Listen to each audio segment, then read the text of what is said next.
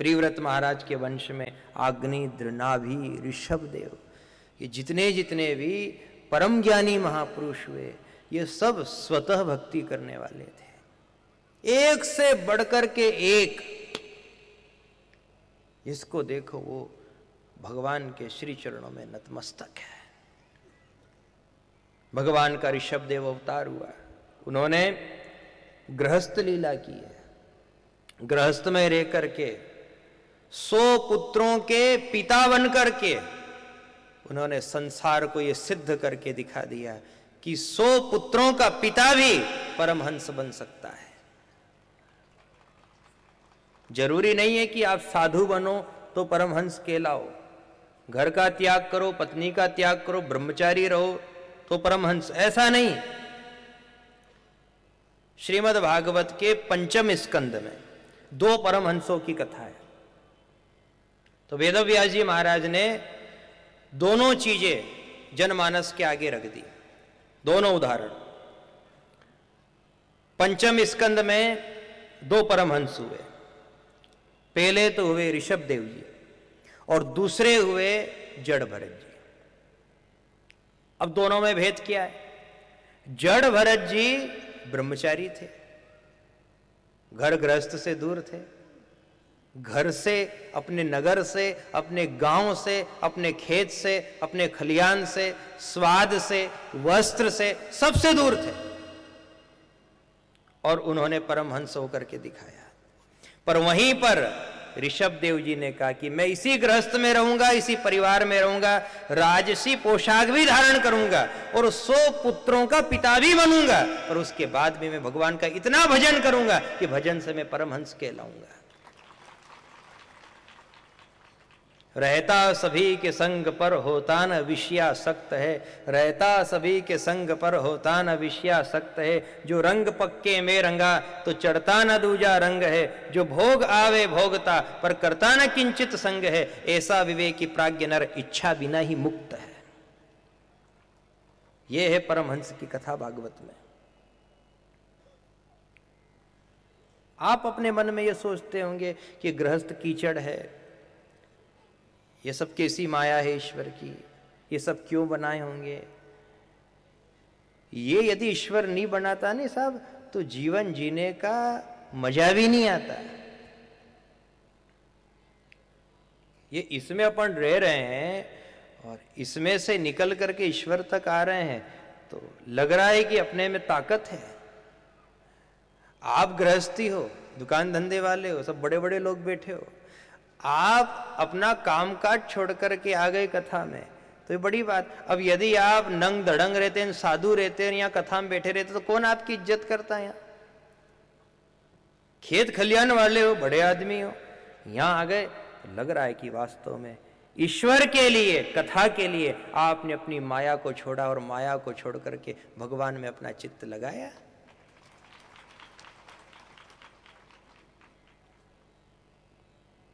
ये ईश्वर का एक खेल है। देखो, खेल में जब तक 2 पक्ष न हो खेल का मजा आएगा क्या? 2 खिलाड़ी अलग अलग, अब दोनों खेल खेलते हैं और खेल में अपनी अपनी ऊर्जा लगाते हैं, अपनी अपनी कला लगाते हैं, अपना अपना प्रदर्शन करते हैं। उन दोनों में कोई एक जीत जाता है, ठीक। अब यदि कोई कह दे कि साहब क्यों ये 2-4 घंटे खर्च कर रहे हो और 4 घंटे की मेहनत के बाद में भी यही होता है कि साहब इसकी जीत हुई और उसकी हार हुई, तो तुम एक काम करो ना, एक हाथ में एक सिक्का ले लो और मान लो कि ये इसका और उछाल दो ऊपर, जिधर गिरे उसकी जीत, नहीं गिरे उसकी हार। 4-5 घंटे तक इतनी मेहनत क्यों कर रहे हो? खिलाड़ियों को समझाया मत करो इतनी मेहनत। लेकिन उन खिलाड़ियों ने कहा कि सिक्का उछाल करके कोई कह दे कि ये हारा और ये जीता, इसमें मजा नहीं है। वो तो 4-5 घंटे खूब पसीना बहाओ, मजा उसी खेल में है। अरे कोई यदि हिमालय में रहे और वहां साधना करे, वहां ध्यान करे तो वो तो रहता ही हिमालय में। अरे गृहस्थ में जो रहे, माया में जो रहे, बाल बच्चों का लालन पालन करने में जो लगा, बेचारे के माथे पे कर्जा है, जैसे तैसे अपना घर गृहस्थ चला रहा। ऐसा आदमी जीवन का खेल खेलता है, उसे ही इस खेल का मजा आता है और उसे ही वो नटखट कन्हैया मिलता है। नटखट कन्हैया ने भी खेल खेला है, ग्वालों के साथ खेल खेला, गोपियों के साथ खेल खेला है, यमुना जी के जल में उन्होंने प्रवेश किया और मच्छ कच्छ के साथ खेल खेला है। खेल में ही तो मजा है। संसार का जो भी व्यवहार है, ये न होता तो शायद भक्ति में और संसार में अंतर ही क्या बचता। फिर तो सब एक समान हो जाते। संग्रह और त्याग फिर किसे मानते आप? कौन त्याग है और कौन संग्रह? क्या नाम देते फिर आप? ईश्वर ने जो कुछ किया है, ये सब बहुत सोच समझ करके किया है। ये हम मानते हैं कि संसार में सब अच्छे लोग नहीं हैं, बुरे लोग भी हैं। सब जगह ईमानदारी नहीं है, बेईमानी भी है। लेकिन ये बेईमानी है, ये अनीति है, अन्याय है, पाप है, तो इसी से ही तो सिद्ध हुआ कि साहब कौन अच्छा है और कौन बुरा है। इसी से तो फिर स्वर्ग और नरक दो विभाग हुए कि जो जो गलत है इनको नरक भेज दो। अब यदि ईश्वर यह कर देता कि संपूर्ण ईमानदारी, तो फिर अपन अपने मन से कितने बलवान है, अपनी क्या परीक्षा होती फिर? उदाहरण के लिए आप सब जानते हैं, शनि शिंगणापुर में लोग ऐसा कहते हैं कि ताले नहीं लगते, वहां चोरी नहीं होती, कोई चोरी नहीं करो, चोरी करे तो अंधा हो जाए। जब ईश्वर में इतनी ताकत है कि वो अपने एक अमुक स्थान पर इस प्रकार की सिद्धि व्याप्त कर सकता है कि वहां कोई चोरी नहीं करता है, ना कोई ताले की जरूरत, ना कोई तिजोरी की जरूरत, तो फिर ईश्वर से कभी कभी ये प्रश्न हो जाता है कि ईश्वर तूने एक नगर में व्यवस्था करी, ऐसी पूरी विश्व में क्यों नहीं कर देता? तू पूरे विश्व में ऐसी व्यवस्था कर दे तो पुलिस का काम ही खत्म, कोई थाना जाना ना कोई कचहरी जाना। पर ईश्वर ने केवल एक सैंपल वो आपके आगे रख दिया कि देखो शक्ति तो मेरे में इतनी है कि सैंपल शनि शिंगणापुर का तुम्हारे सामने है। जैसे कोई व्यापारी अपने माल की बांदगी देता है ना, बांदगी कि देखो साहब ये मेरे माल का सैंपल। ईश्वर ने अपने माल का सैंपल एक नगर में, एक नगरी में दे दिया और उन्होंने कहा कि ये चाहूं तो सारे विश्व में ये कानून लागू कर सकता हूं, लेकिन ये कानून यदि सारे विश्व में लागू कर दूं तो फिर तुम्हारी बुद्धि की परीक्षा क्या होगी?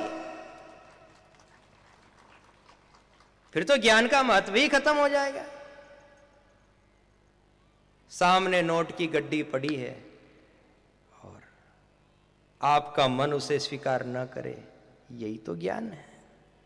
राका और बाका की कथा है कि सामने सोने के सिक्के पड़े थे लेकिन दोनों पति पत्नी उलांग करके चले गए, यही तो विवेक है। कह दिया उन्होंने, ये हमें नहीं चाहिए। सत्य और असत्य विभाग है यहां पर, अच्छा और बुरा,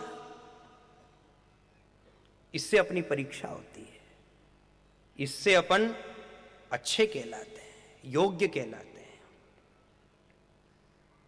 अच्छे बनो बस। ये भागवत कथा में जितने जितने भी पात्र हैं, जितनी जितनी भी कथाएं हैं, ये सब इसी बात का उदाहरण है कि अच्छे बन जाओ। घर गृहस्थ परिवार, रुपया पैसा, सुख दुख, गरीबी अमीरी, कोई का हाथ बहुत ज्यादा तंग है, बहुत मुसीबत में है, ये सब बात अपनी जगह है। आप अच्छे बनो बस। जड़ भरत जी को तो रोटी नहीं मिली, कपड़े नहीं मिले, खूब अनादर हुआ, घर के लोगों ने धक्के मार करके निकाल दिया, गांव के बच्चों ने खूब मजाक करी, लोगों ने कंकड़ पत्थर फेंके उनके ऊपर। लेकिन यही तो ईश्वर का खेल है।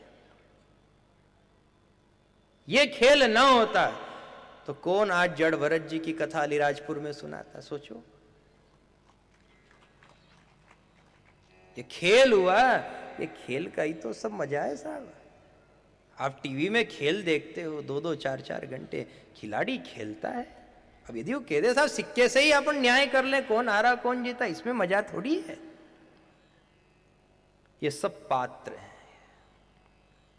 और सब पात्रों ने अलग अलग शिक्षा दी हमें, तुम्हें क्या करना है। कल आपको बताया था ना, निषेध धर्म और आस्तेय धर्म। निषेध कह रहा है कि तुम्हें ये इतने इतने कर्म जीवन में कभी नहीं करना है, और आस्तेय हमसे ये कह रहा है कि तुमको ये जीवन में अवश्य करना है। आपको गलत सुना चुके हैं। अब यदि आपको ये लगे कि साहब जब ब्रह्म ज्ञान बहुत थोड़ा है, बहुत सूक्ष्म है, बहुत छोटा है, तो फिर ये इतना विस्तार क्यों है, इतनी कथा क्यों, 18,000 श्लोक क्यों, 12 स्कंद क्यों, ये सब उदाहरण है। प्रिव्रत महाराज की कथा हो, चाहे प्राचीन बरही की हो, प्रचेता की हो, पुरंजन की हो, अजामिल ब्राह्मण की हो, ये जितनी जितनी भी कथाएं हैं ना, ये सब उदाहरण है हमारे लिए। यदि ये उदाहरण न होते तो फिर हमको समझ में कैसे आता कि ब्रह्मज्ञान आखिर है क्या। अरे कोई उदाहरण हो तो झट से बात गले उतर जाती है। भरत जी को हिरण से मोह हुआ और उसका लालन पालन करने में ब्रह्म का चिंतन छूट गया, माला छूट गई, ध्यान छूट गया और हिरण की योनि में गए। ये कथा आप सबने सैकड़ों बार सुनी है, इसलिए उसका ज्यादा विस्तार नहीं कर रहे हैं। अब भरत जी यहां पर पात्र हैं। जैसे कोई मंच के ऊपर कोई पात्र बनता है, कोई राम बन गया, कोई सीता बन गई, कोई लक्ष्मण जी बन गए, कोई हनुमान बन गए, वो सब अपना अपना रोल दिखाते हैं। भरत जी की जो कथा है भागवत में, ये उसी ब्रह्म ज्ञान का दर्शन करा रही है कि देखो मैं भी गंडकी नदी के किनारे तप करने ही गया था, लेकिन हिरण का बच्चा बीच में आ गया तो ईश्वर से मेरी दूरी हो गई, और ईश्वर से दूर होने में मेरा अगोतर बिगड़ गया, मेरा जन्म बिगड़ गया, हिरण की योनि में जाना पड़ा। ईश्वर से दूरी बनाना कितनी मुसीबत की बात है, इस कथा को सुन करके हमें लगता है, दिमाग कुछ देर के लिए रुक जाता है कि देखो रे, ईश्वर से दूर होना कितना दुख है इसमें। ये सब उदाहरण बने अपने यहां पर। ब्रह्म ज्ञान बहुत थोड़ा है, लेकिन उसको पाने के लिए उदाहरण की आवश्यकता है। कोई बुजुर्ग हो, बहुत ज्यादा बीमार हो, और डॉक्टर ने यदि उसे कहा कि साहब आप तो एक काम करो, इनका कोई इलाज नहीं है, ये तो पूरी तरह स्वस्थ है, बस शरीर में कमजोरी है इनको, आप तो इनको घी खिलाना शुरू कर दो बस। और बूढ़ा आदमी है बेचारा, उसे कैसे घी खिलाए? अब क्या वो कोरा घी खाएगा क्या? गिलास में भर के पी सकता क्या? फिर घर के लोगों ने निर्णय लिया कि अपन तो एक काम करो, रोज सवेरे सवेरे बासाब के लिए हलवा बना दो। हलवा बनाया और बासाब को दिया, तो सोचो हलवे के माध्यम से घी चला गया कि नहीं भीतर। अब वैद्य ने और डॉक्टर ने क्या बताया था? घी बताया था, लेकिन घी को भी कोई माध्यम चाहिए। अब आप देखो, ब्रह्म ज्ञान और उदाहरण दोनों। घी को देखो आप, घी में ताकत है। घी की कीमत 400 रुपए किलो, 500 रुपए किलो, और इधर आटा, आटे की कीमत बेचारे की खाली 20 रुपए किलो। अब जो 500 रुपए किलो वाला घी है, उसकी मजबूरी है बेचारे की कि जब तक वो 20 रुपए वाले से नहीं मिले तब तक हलवा नहीं बने उसका। अब यदि वो इतराने में रह जाए कि मैं बहुत बड़ा आदमी हूं, मेरी कीमत तो 500 रुपए है, मैं क्यों 20 रुपए वाले का साथ करूं? कहा कि जो तू 20 रुपए वाले का साथ नहीं करेगा तो डब्बे में ही सड़ जाएगा, कोई नहीं पूछेगा तुझको। उसने आटे का साथ किया, तो आटे का साथ करके क्या बन गया? वो मोहन भोग, मोहन भोग बन गया, हलवा बन गया, पकवान बन गया। ब्रह्म ज्ञान और उदाहरण, घी और आटा, इसको समझो, आप दोनों को मिलान करो। केवल ब्रह्म ज्ञान ही ब्रह्म ज्ञान दिया जाए, बोलो गले से नीचे जाएगा क्या, उतरेगा क्या? आपको यदि हम कटोरी में घी भर के दे कहा कि पियो, पी सकते हो क्या? लेकिन उसी का यदि कुछ बना दिया जाए तो फिर तो एक कटोरी और ला और ला और ला, नीचे तक गया, उतर गया, स्वाद से आपने खाया। बिना उदाहरण के यदि कोई बात कही जाएगी ठीक नहीं लगेगी। उदाहरण हो तो कहने के लिए एक सबूत मिल जाता है, उसके सहारे से कुछ कह सकते हैं। तो जितनी भी कथा है भागवत में, चाहे चतुर्थ स्कंद हो, पंचम स्कंद, छठा स्कंद, सातवां स्कंद, दीति की कथा है, अदिति की कथा है, ये जितने जितने भी पात्र है भागवत में, ये सब आटे की तरह हैं। आटे के माध्यम से घी का हलवा बना है, ये उदाहरण है।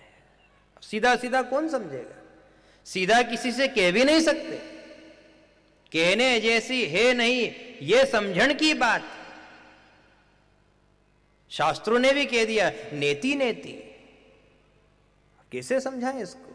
शब्द नहीं हमारे पास, लेकिन कोई ऐसा उदाहरण बन गया तो उदाहरण से बात समझ में आ गई। यूं कहते समझ में नहीं आती।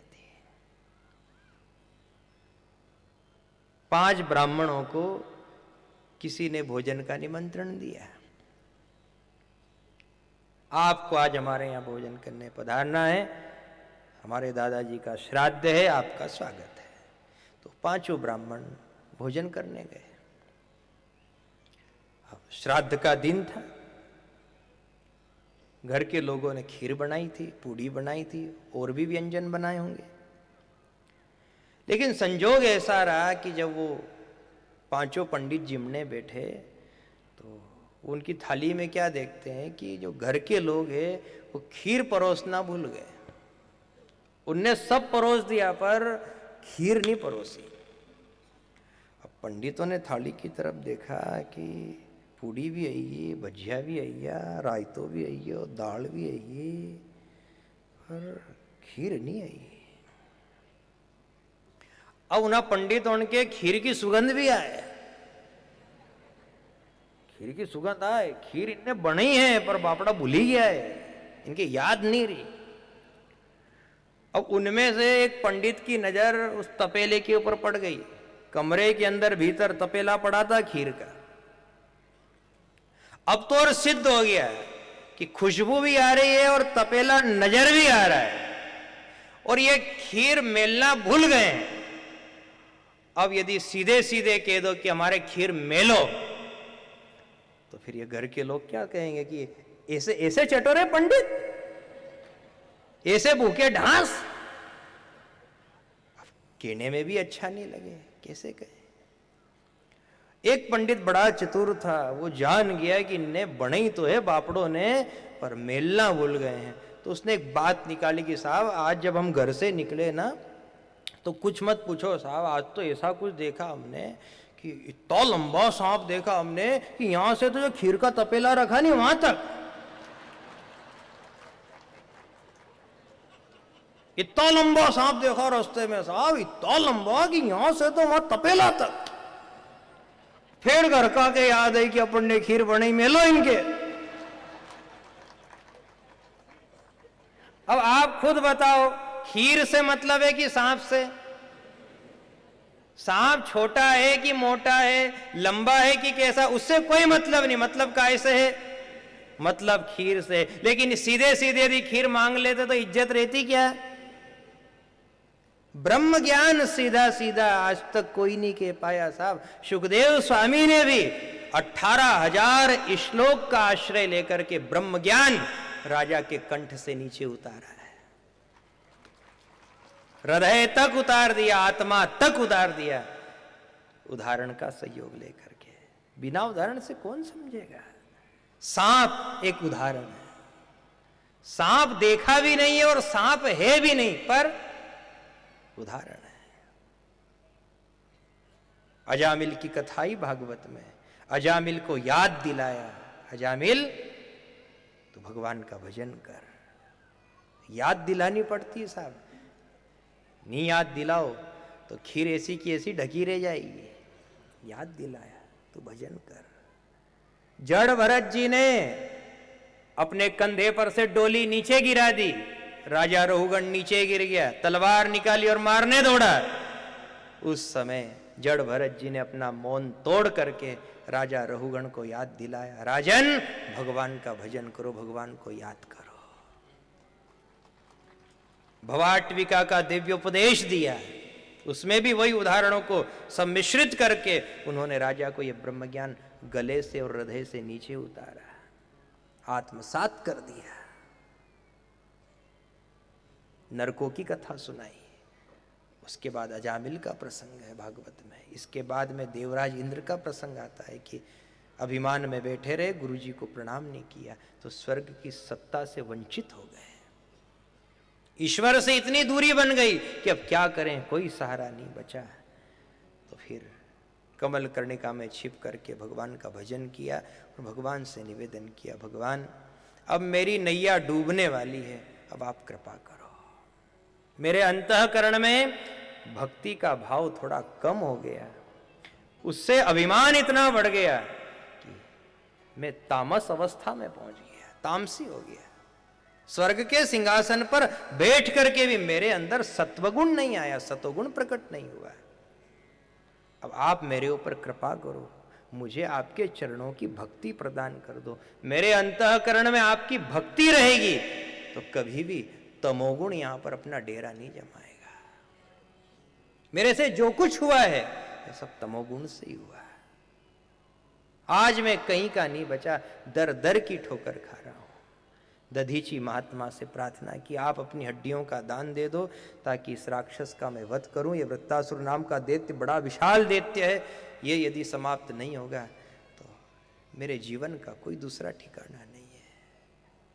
ये मुझे मारने के लिए दिन रात पीछे पड़ा, मैं कब तक छिपूं और कहां तक छिपूं, कहां जाऊं।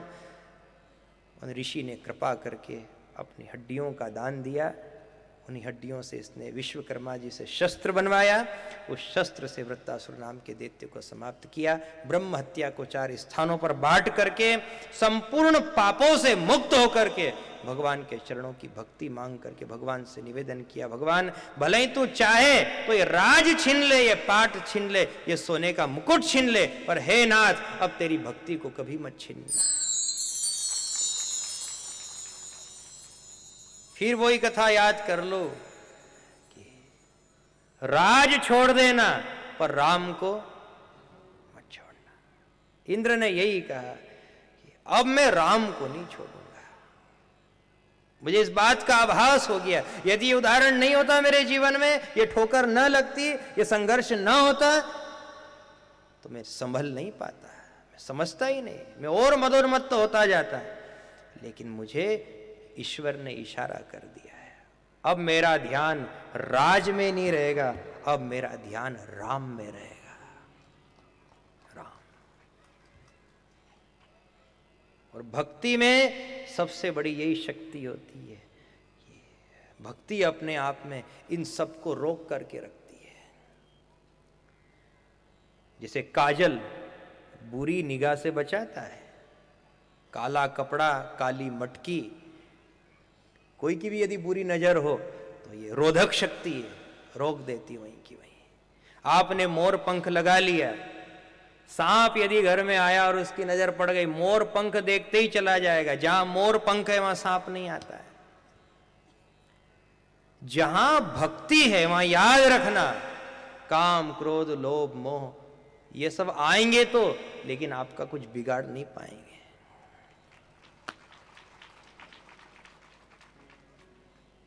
इनसे कुछ नहीं बिगड़ेगा, ये सब आएंगे और चले जाएंगे, लेकिन आपके जीवन में कोई नुकसान नहीं पहुंचाएंगे।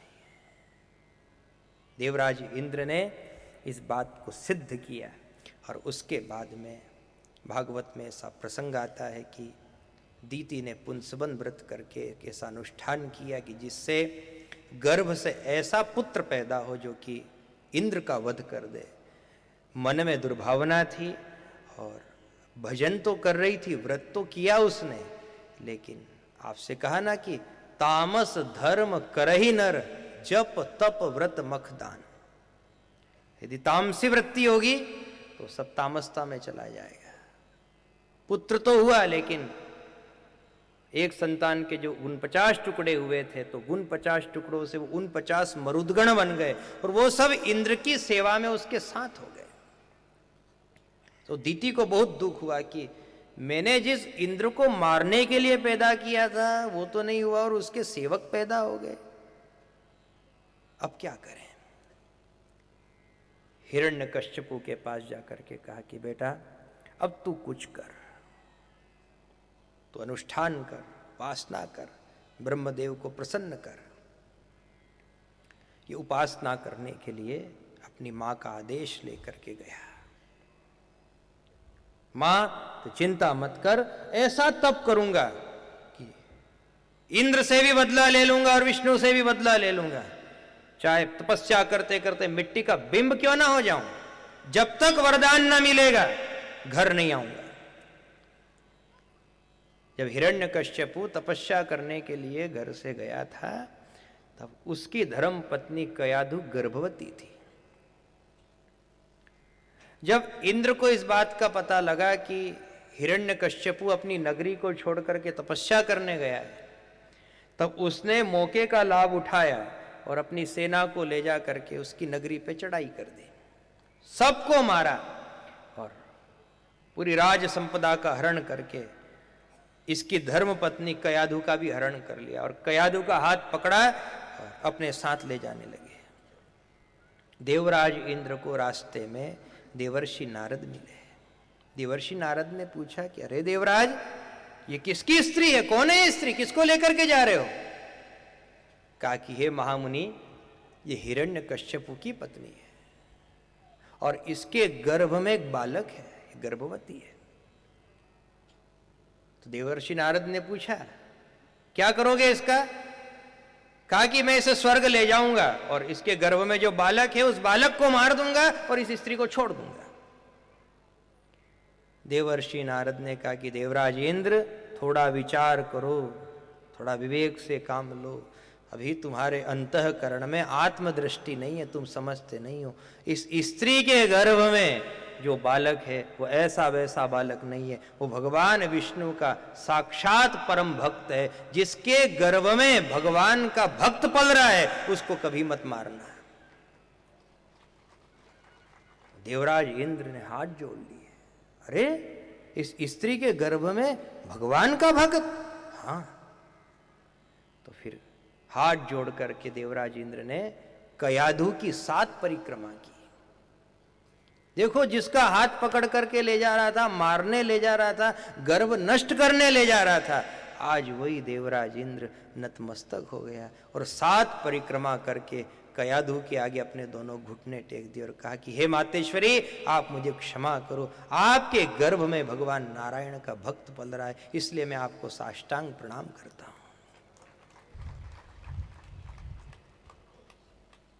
ये कितने अलौकिक कथा है। देखो, भक्त अभी जन्मा नहीं है, भक्त अभी पैदा नहीं हुआ, भक्त केवल गर्भ में है, और भक्त की कितनी महिमा है। यदि आप भगवान के भक्त हो तो डरना मत कि मेरा क्या होगा।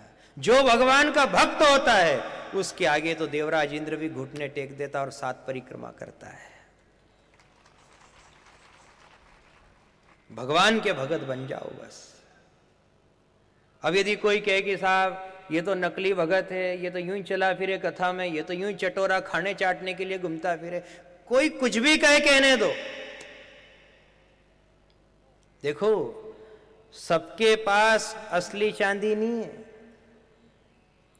कुछ लोग हैं ऐसे बेचारे जो नकली से भी काम चला रहे हैं, और नकली चांदी है और उसी चांदी का उन्होंने पायजेब बना लिया, पांव की बिच्छुड़ी बना ली। अब आप खुद विचार करो, यदि वो बिच्छुड़ी पांव में है तो कोई ये नहीं कहेगा, कोई ये नहीं पूछेगा कि असली है या नकली है। बोलो, पूछेगा क्या? यदि वो गले में हो तो कोई कहेगा कि अरे अरे इसने तो नकली पहनी है, सब मालूम मेरे को। कोई हाथ में पहने तो कोई उंगली से दिखा सकता ये भले ही इतरा रहा है, ये सब नकली माल है। लेकिन यदि पांव में हो उसे कभी नकली नहीं माना जाता है। जो भगवान की शरण में चला जाता वो नकली रहता ही नहीं है।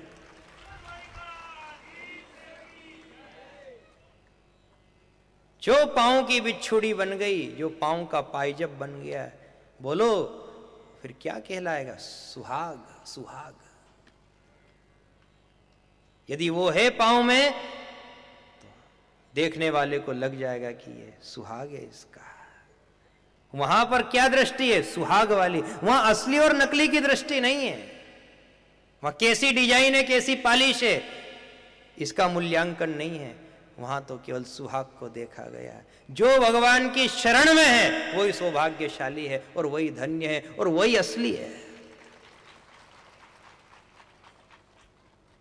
बस इस बात पर विश्वास रखना। आप कभी हिम्मत मत हारना कि लोग मुझे क्या कहेंगे, लोग मेरी मजाक करें। नहीं, करने दो इनको। आप शरण में हो ना, बस। यदि शरण में हो तो बिच्छुड़ी बन चुके हो। और प्रयास करो हम शरण में ही रहें। कयाधु ने निवेदन किया देवर्षि नारद से, हे देवर्षि नारद, अब मेरा कौन सहारा, मैं क्या करूं? देवर्षि नारद ने कहा कि तू मेरे साथ मेरे आश्रम पर चल, तू मेरी शरण में रहना। पर कयाधु ने एक बात कही देवर्षि नारद से कि महाराज, आप तो साधु हो, संत हो, आपके आश्रम पर कई ऋषि मुनि रहते होंगे, और मैं स्त्री हूं और गर्भवती हूं। अब यदि मैं आपके आश्रम पर चलूं और वहां पर प्रसव हो जाए तो मुझे कौन संभालेगा? वहां कोई स्त्री थोड़ी है, कोई परिवार थोड़ी है मेरा।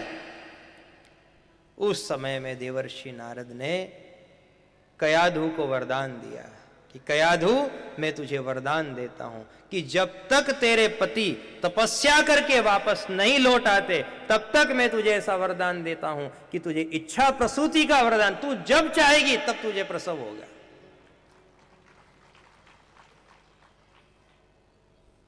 कोई 8 महीना न कोई 9 महीना, तेरी जब इच्छा हो तब मैं तुझे वरदान देता हूं इच्छा प्रसूति का।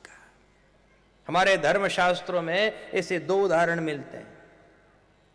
भीष्म पितामह को तो था इच्छा मृत्यु का वरदान कि जब आपकी इच्छा होगी आप सहज में शरीर छोड़ सकते हो, इच्छा मृत्यु का वरदान। और कयाधु को काय का था? इच्छा प्रसूति का, कि मैं मानता हूं मेरा आश्रम है, वहां ऋषि मुनि रहते हैं, वहां कोई तुम्हें संभालने वाली स्त्री नहीं है, वहां कोई नर्स थोड़ी थी, वहां कोई डॉक्टरनी थोड़ी बैठी थी। तुम मेरे साथ चलो, मेरी शरण में रहना, रोज सत्संग सुनना, स्वाध्याय करना, देव दर्शन करना, मेरी वीणा की ताल पर तुम गोविंद का नाम सुनना, उससे ये भक्त की भक्ति और ज्यादा परिपूर्ण हो जाएगी। ये जो गर्भ में बैठा है ना, ये और ज्यादा चेतन हो जाएगा। तुम मेरे साथ तो चलो। साथ में ले गए। ऐसा कहा जाता है कि 100 वर्षों के बाद हिरण्यकश्यपु भगवान से वरदान पा करके लौटा है। और हिरण्यकश्यपु ने जब सब कुछ अपने हाथ में ले लिया और जब कयाधु पुनः उसी नगर में उसके गांव में पहुंची, उसके घर पहुंची, तब उसने देवर्षि नारद के वचन का स्मरण किया और इच्छा प्रसूति का स्मरण करते हुए उसे प्रसव हुआ और भक्तराज प्रहलाद का जन्म हुआ। प्रहलाद जी का जन्म हुआ। देवी देवताओं में प्रसन्नता व्याप्त हो गई, आनंद व्याप्त हो गया और लोगों को लगा कि अब डूबता हुआ धर्म बच जाएगा। प्रहलाद जी आ गए हैं ना, अब धर्म बचेगा, क्योंकि वो धर्म बचाने के लिए ही आए हैं। धर्मो रक्षति रक्षिता। पढ़ने के लिए भेजा इनको शंडामर्क ऋषि के पास, शुक्राचार्य जी के पास। कई बच्चे बैठे थे पढ़ने के लिए, विद्यालय था, पढ़ाया गया इनको। ईश्वर नहीं है, धर्म नहीं है। उस समय में प्रहलाद जी ने कहा कि न्यस्त क्रीडन को बालो जड़वत्तन मनस्तया, कृष्ण ग्रह ग्रहितात्मा न वेद जगदिद्वशम। सब बच्चों से कहा कि तुम इनकी बातों में मत लगो, ये सब अधर्मी है, ये सब चाटुकार है, इन्होंने खूब भेंट दक्षिणा ले रखी है, इन्होंने मेरे पिताजी का खासम खास बनने के लिए ये स्वांग धारण कर रखा है, ये सब अधर्म के प्रतिरूप है, तुम इनकी बात मत मानो। यदि तुम्हें गुण गाना है तो तुम गोविंद का गुण गाओ, पूजा करनी है तो नारायण की पूजा करो, ध्यान करना है तो श्री हरि का ध्यान करो। बच्चों, इस भ्रम में मत जाओ। मेरे कृष्ण, मेरे स्वामी, मेरा आराध्य, वो तो बहुत सरल है, उनको पाने के लिए कोई बड़ी साधना थोड़ी करनी पड़े। न्यस्त क्रीडन को बालो, क्रीड़ा क्रीड़ा में, खेल खेल में ही भगवान मिल सकता है। जड़वत्तन मनस्तया, जड़ को भी मूड को भी भगवान मिल सकता है। कृष्ण ग्रह ग्रहितात्मा न वेद जगदीश्वरम, जिसका पार वेद नहीं पाते हैं उसका पार भगवान का सच्चा भगत पा लेता है। तुम केवल सच्चे भगत बन जाओ और सतोगुण से व्याप्त होकर के अपने मन को, बुद्धि को, चित्त को पवित्र करके बस एक ही प्रार्थना करो, भगवान दया करना, चरणों में लगा लेना, भगवान दया करना, चरणों में लगा लेना, भगवान दया करना, चरणों में लगा लेना, भगवान दया करना, चरणों में लगा लेना, भगवान दया करना, भगवान दया करना, भगवान दया करना, भगवान दया करना, भगवान दया करना,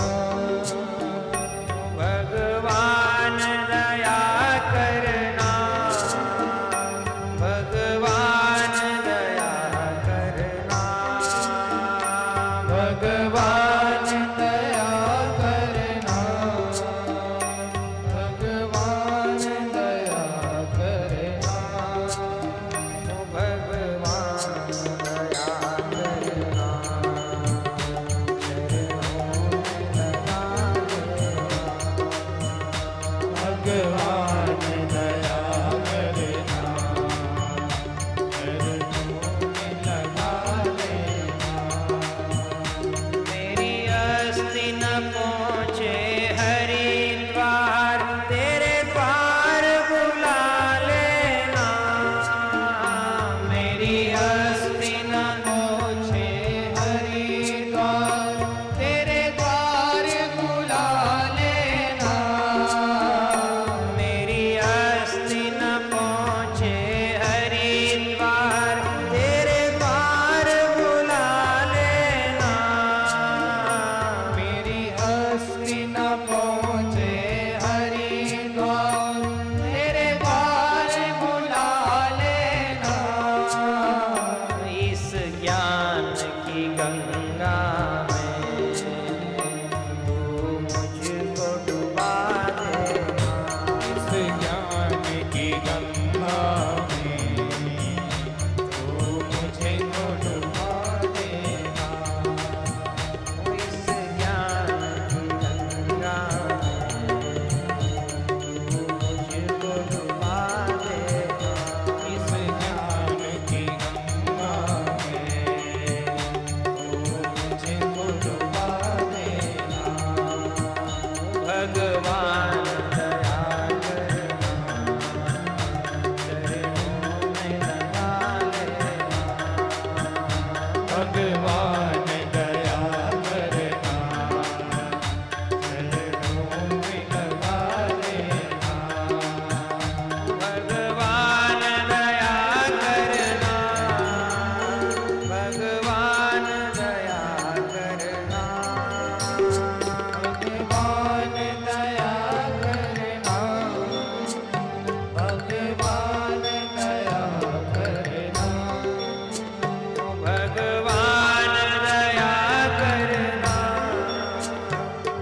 भगवान दया करना, भगवान दया करना, भगवान दया करना, भगवान दया करना, चरणों में लगा देना, भगवान दया करना, चरणों में लगा देना, भगवान दया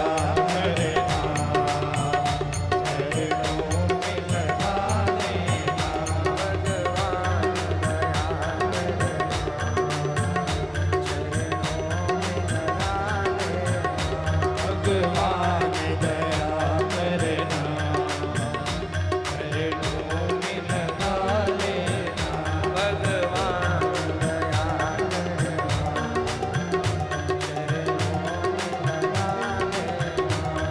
भगवान दया करना, चरणों में लगा लेना।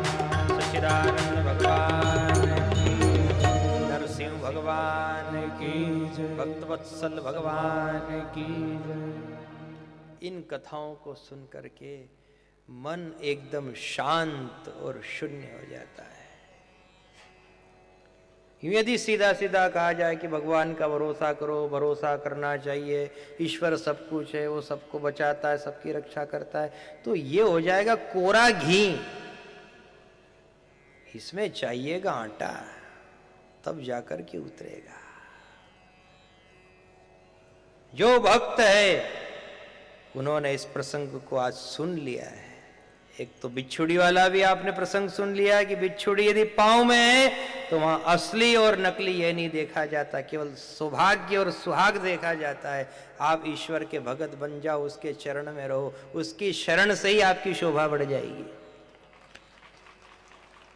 फिर दूसरे में गर्भ में है भक्त, लेकिन उसके लिए कितनी चेतना काम कर रही कि वहीं देवर्षि नारद प्रकट हो गए।